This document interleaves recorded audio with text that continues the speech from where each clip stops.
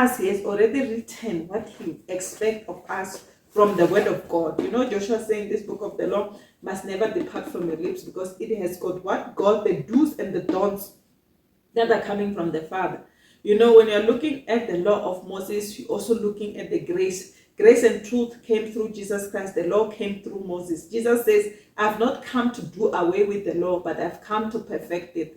You know, there are certain things that Moses wrote, like do not murder, is still there even today. Even the police, even the government, they are following that. It's things that God does not want us to do. Why? Because once you do them, there will be consequences.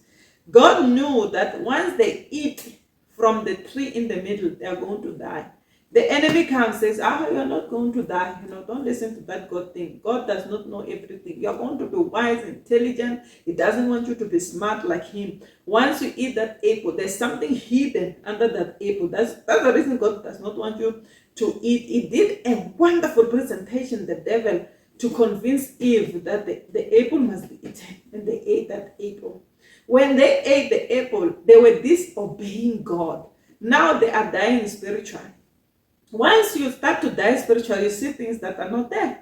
God is coming to call for them. They cannot hear God. They are dead in the spirit. God says, whatever I say, it becomes law. The fact that I've said, don't eat the apple, then you go eat the apple, it's going to be a challenge. When God says no fornication, no adultery, no wizard, no witch, he doesn't want us to practice magic. You go do those things that God hates. I'm telling you, there's going to be consequences. It says women, men and women must get married. Say no, it must be men and men, women and women. Those are the things that God does not want.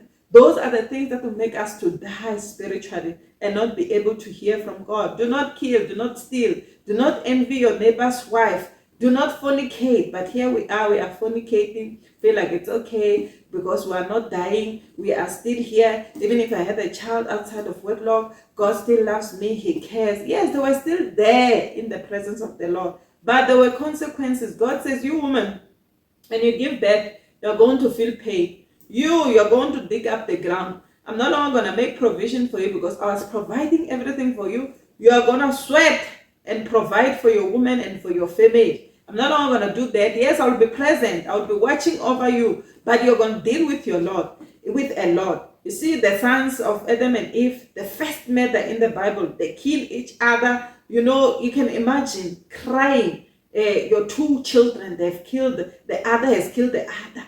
Now you are crying as a parent. There's a lot going on. They were safe in the garden. There were no children. There were no disturbance. There were no murder. Now they are dealing with a murder. They are dealing with the son that is running away. Cain is running. You know, he has been marked. There's a lot of things that they're dealing with which they were not supposed to deal with. They were supposed to enjoy themselves well in the garden. It's like they were in their honeymoon. God gave them everything. How can they be selfish, these people?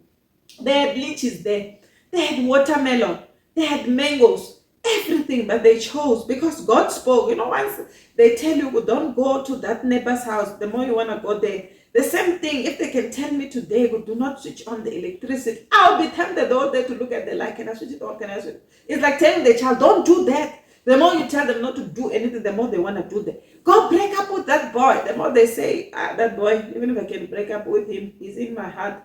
You know, I cannot break up with him. The more they want to explore. So what do I have to say? Whatever God says, it becomes law. Like this book of the law, they are speaking of the Bible. Yes, we are under grace and truth. There are certain things that God does not expect us to do. He doesn't want us to bribe. Paying a bribe, there's going to be consequences. People say, you know, it's all about it. What was I supposed to do? You know, I was caught off guard. No, I had to do this thing to save my family. God says, no. Didn't have to sleep with a man to get a position. Can get it in the right way. Can be delayed, but you're still gonna get it, like Abraham. Felt like God is delaying me. You know, this woman, this seventh one, and she didn't delay. No, in the bedroom, gone. She was pregnant. Hey, the mother, Sarah and him, you know, before even God spoke to Abraham, they were in a relationship, they were married, but there was no child. It's been years. God had to leave them. There was no child. You know, it's been many years. But this one, they said that they went into the room. When she comes out, she was pregnant. So sometimes things that comes quicker, it doesn't solve the problem because there will be consequences that you'll have to deal with. Now he had to deal with the unborn, with the child. Abraham now is called the father of many nations, but the mistake that he made, he has a child outside of wedlock. You can put it like that, because Isaac was no longer raised. Ishmael, sorry about that. He was not raised in his household. Now he had to go with Hagar and be raised elsewhere. And when Sarah made this presentation to say that this son of the slave will not be raised in here, send them away. God says, Abraham, Sarah is right. Listen to what Sarah is saying.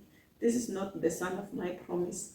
I have nothing to do with the boy. But one thing I can tell you, I'm going to bless him. You know, when God was speaking to Hagar, he says 12 princesses are going to come out of this young man, you know, and he did that. You know, the wife found the mother found a wife for him while they were there. He didn't die, he lived. Even when Abraham died, it says that Isaac and Ishmael were the one that buried Abraham. Abraham, he left something for Ishmael. But what he is also get married to Keturah. But one thing I wanted to say, Ishmael was not in God's books. He was not in the covenant of the Lord. How many times have we get jobs that are not in the covenant of the Lord? Kids that we have that are outside of wedlock, kids that we have, you know, there are a lot of things that we do, mistakes that we make. We tend to make a lot of, they made a mistake by biting an apple. After biting an apple, like, gosh, it's like when you're fasting and then after biting an apple, like, I should have continued with my fast. There's nothing sweet in here. I believe God even made it to be sour. When they bite it, it was like, ooh, what have we done? But I believe it was nice, because if you can taste it and say, darling, come and taste the sweetness that I've tasted here. He gave each other, followed suit. When God came and then he wanted to blame the wife, God said, it has nothing to do with the wife, but with what I've said. Both of you, including the snake, you disobeyed my orders, and there's going to be consequences, and there were consequences of them disobeying the Lord. Let us make sure that we are obedient. What did someone say to Saul? He says, see, the obedience is better than sacrifice. God wants us to be obedient unto his word. Let us put the word of God into practice. You know, whatever God said, let's put it into practice. If he said we must not steal, let us not steal. It doesn't matter where we are. It doesn't matter how broke we are. You know, I remember this particular time, another guy told me at work, you can take milk at home. And I had no milk at home. But I remembered, God said you must not steal. The government never said take milk home. Yes, it could be my boss telling me, giving me an instruction. I'm giving an example there. And then it doesn't mean because my boss has said I must take something, it's right. No, it doesn't mean that if he's telling me she's my wife, I must listen to her. It doesn't mean that when Sarah tells Abraham something because she's the mother of faith, Abraham must do it because it's the wife. It doesn't work like that. God says, I bless the work of your hands, but I want you to be the listeners. I want you to be the doers. Don't just listen. Be the doers of the word.